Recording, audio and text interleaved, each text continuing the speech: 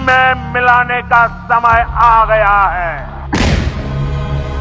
জঙ্গিদের খুঁজে বার করে এমন শাস্তি দেব যা তারা কল্পনাও করতে পারবে না।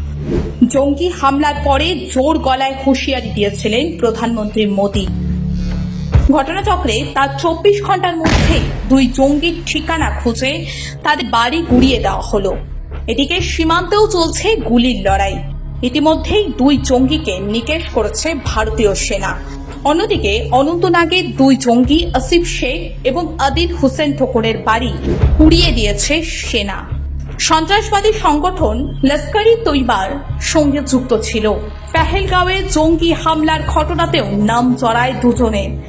বৃহস্পতিবার গভীর রাতে আদিলের বাড়িটি আইইডি বিস্ফোরক ঘটিয়ে উড়িয়ে দেওয়া হয়।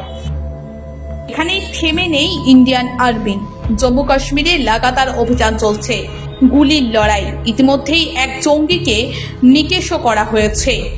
ওই জঙ্গি লস্কর-ই তৈবার অন্যতম কমান্ডার আলতাফ লালি।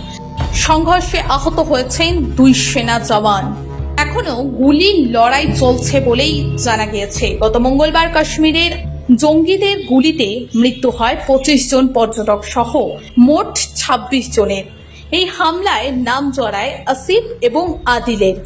সেনা সূত্রে খবর, দুজনেই বাইরে থেকে আসা জঙ্গিদের স্থানীয় পথঘাট চিনিয়ে দিয়েছিল।